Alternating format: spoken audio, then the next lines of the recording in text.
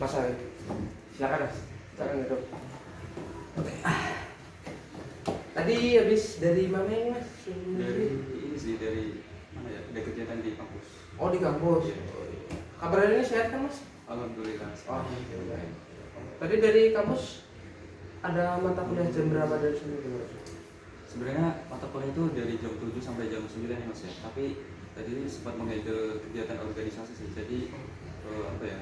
Kuliahnya sempat nggak sampai selesai. Oh, berarti dulu gitu ya. Oh iya, betul sekali. Terus habis ini masih ada mata kuliah? Ada Mas. Oh, ada. Sekitaran jam 1 sampai setengah 7 kalau nggak salah. Setengah 7? Iya. Jadi itu nggak ada apa ya, nggak ada jedanya. Berapa SKS itu? Untuk yang matkul jam 1 itu 2 SKS Mas. Tapi setelah itu tuh 3 SKS. Jadi full gitu kan, nggak ada jeda. Langsung. Iya. Ya berarti hari ini sangat sibuk ya Mas? Ya, bisa dibilang gitu. Berarti selama satu semester ini, selama hari-hari seperti ini tuh pasti seperti ini ya Mas? Iya Mas, betul sekali, padat sekali. Mulai dari hari Senin sampai hari Rabu itu dari pagi sampai sore Mas perkuliahan. Dan itu pun apa ya? Berarti sekarang sudah semester 5 ya Mas? Sudah semakin sibuk. Iya betul sekali.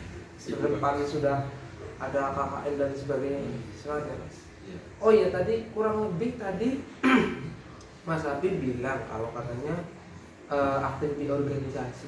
Iya betul sekali. Organisasi apa Mas? Untuk saat ini organisasi yang saya ikuti itu ada BMFE Fakultas Ekonomi sama UKM Kewirausahaan tingkat Fakultas Ekonomi. Jadi saya mengikuti 2 organisasi itu Mas. Oh, 2 organisasi ya. Iya. Berarti ini sudah berapa periode Mas? Untuk BMFE Fakultas Ekonomi ini saya baru 1 periode Mas. Tapi kalau di UKM Kewirausahaan tingkat fakultas itu saya udah 2 periode ini Mas. Oh, udah dari periode. Iya, betul sekali. Kalau di kewirausahaan itu kegiatan utamanya ngapain? Untuk kegiatan utamanya sesuai namanya yaitu Ya. kan kewirausahaan kan pasti kita tuh dilatih langsung kan, seperti tentang ilmu marketing, terus bagaimana kita tuh ngejualin produk, terus bagaimana itu ngejualin ya, pasti kan itu butuh pamflet kan, kayak semacam itu desain gitu kan, supaya konsumen itu lebih menarik untuk tertarik untuk sama produk kita itu kan, gitu Mas. Berarti karena Mas Habib jurusan ekonomi masuk kewirausahaan secara lebih linear ya Mas kalau UKM ya. Betul sekali.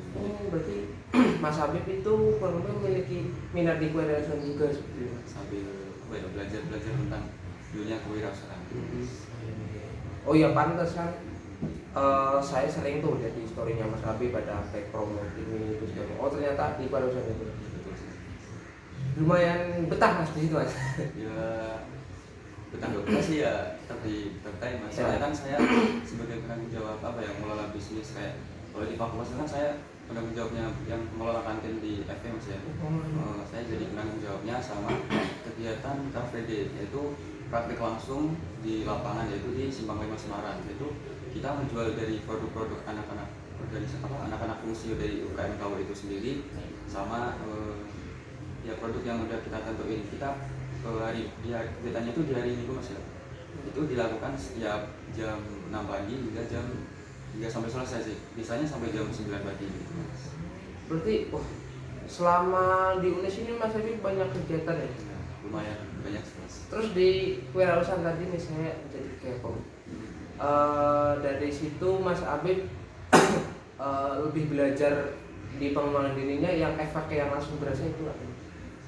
Untuk pengembangan diri yang secara signifikan saya rasakan itu seperti yang saya sebutkan di sini, yang kayak mengelola bisnis, kita manajemen bisnis gitu kan, bagaimana pengelolaannya yang baik secara tepat gitu kan. Jadi ya dari hal-hal itu sih Mas, itu sangat berpengaruh secara signifikan bagi saya. Jadi kan secara nggak langsung di UKM misalnya mengembangkan diri, relasi juga pasti dapat. Betul kan. Tadi terus kalau di BMFE itu tadi Mas Habib ikutnya departemen apa? Kebetulan kalau di BM Fakultas Ekonomi itu saya diamanai sebagai di biro eksternal, yaitu semacam humasnya BMFE. Berhubung dengan organisasi luar gitu. Oh, jadi misal kalau ada acara panjang sana seperti itu ya Mas? Betul sekali. Oh, semacam acara sana. oh iya, Berarti itu mirip kayak kalau di BUMN kan Kementerian Luar Negeri ya mas? Iya betul sekali. Berarti pasti punya banyak relasi mas. Terus selama di BMFI itu, selama dia manain jabatan sebagai yang tadi eksternal itu, pengalaman yang Mas Habib paling ingat dan paling menurut Mas Habib itu paling menjadi ibaratnya apa ya, pengembangan diri buat Mas Habib itu?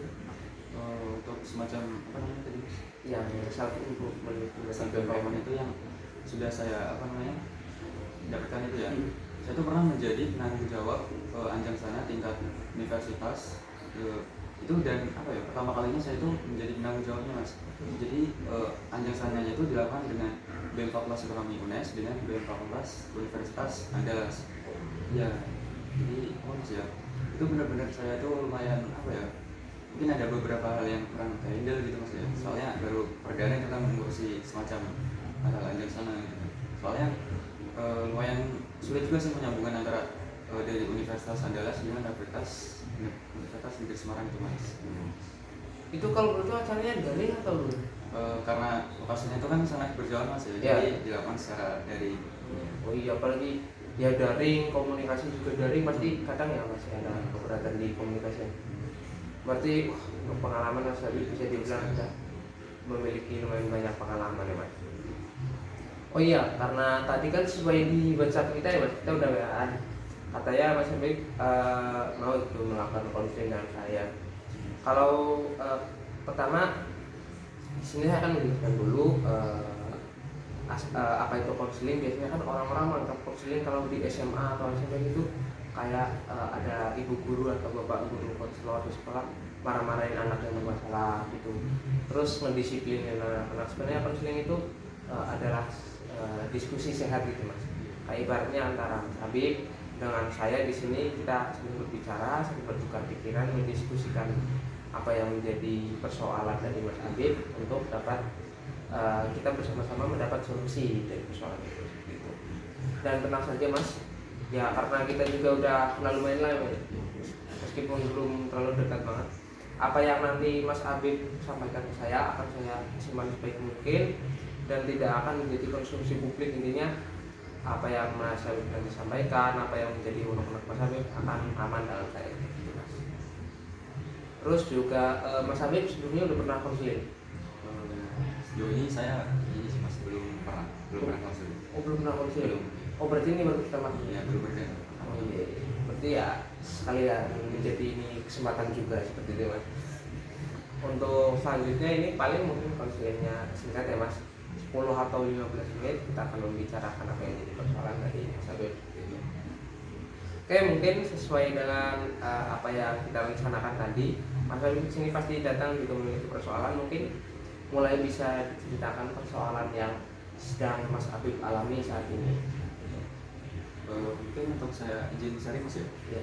Untuk permasalahan yang saya hadapi saat ini sih, mungkin saya tuh kurang ini sih bisa memanajemen waktu dengan apa namanya perkuliahan dengan organisasi. Soalnya itu ketika saya apa ya kurang bisa menghandle dua-duanya mas. Soalnya kan kadang kalau kita perkuliahan pasti di organisasi sedang ada program yang sedang berat-beratnya itu mas. Dan kemudian selanjutnya kalau apa ya di organisasi lumayan lengang itu kan, di perkuliahan sangat sibuk-sibuk banget gitu mas. Jadi kurang apa ya, manajemennya tuh kurang apa ya, kurang bisa membagi waktu gitu mas.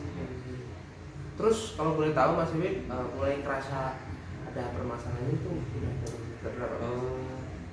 Permasalahan ini saya alami itu semenjak semester 5 kali mas ya. Itu di tengah-tengah periode organisasi kan. Nah jadi di tengah-tengah periode organisasi atau menjelang di situ kan pasti kan kita mengalami kayak semacam apa namanya kayak titik jenuh gitu kan. Jadi kita tuh kayak bosan, ingin cepat-cepat selesai dengan di organisasi tersebut gitu. Seperti itu mas. Berarti masalah dari yang Mas Habib mengenai manajemen waktu yang tadi Mas Habib sampaikan. Oh ya, selanjutnya dari masalah yang tadi Mas Habib sampaikan nih mengenai manajemen waktu antara kuliah dan organisasi, dalam skala 1 sampai 5 nih Mas, Mas Habib berada di nomor berapa? Jadi skala 1 itu ibaratnya cakupan paling bawah. Satu itu nilainya sama dengan tidak mengganggu, tidak mengganggu sama sekali. Sedangkan yang 5 itu sangat mengganggu kegiatan Mas Habib dalam kegiatan dalam melakukan aktivitas sehari-hari. Nah, Mas Habib dari skala 1 sampai 5 itu berada di nomor berapa, Mas? Menurut saya sih di posisi berapa sih, di nomor 3 ya? Oh, 3. Ya, soalnya pas di tengah-tengah gitu. Oh, sedang ya, Mas? Masih Ya, masih meskipun mengganggu tapi masih dalam kapasitas ya, Mas? ya, kemungkinan ya kayak masih ada solusi-solusi ringan lah yang bisa saya atasi sendiri ataupun dari orang luar gitu misalnya. Berarti ya tujuan Mas Habib datang ke sini salah satunya untuk kita berdiskusi mengenai masalah Mas Habib. Oke. Terus nih Mas, langsung bayangin aja, misal Mas Habib kan sekarang sedang berada di nomor 3 sekarang ya Mas.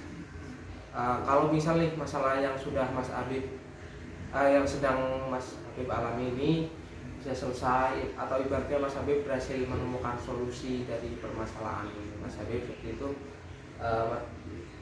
Mas Habib akan berada di skala nomor berapa nih Mas? Maksudnya itu skala gini Mas? Kan tadi yang Mas Habib berada di nomor 3 ya Mas. Iya. Kalau misal permasalahan yang Mas Habib alami tadi bisa terselesaikan atau ibaratnya menemukan solusi seperti itu lah Mas. Mas Habib akan berada di skala berapa nih Mas? Dari antara 1 sampai 5 itu tadi. Kemungkinan sih di skala nomor 4 ya Mas mungkin ya. Oh, berarti malah naik Mas. Kan tadi semakin tinggi nilainya semakin berat tadi. Oh, berarti antara itu sih di rating 2 sampai 4 itu Mas. Iya.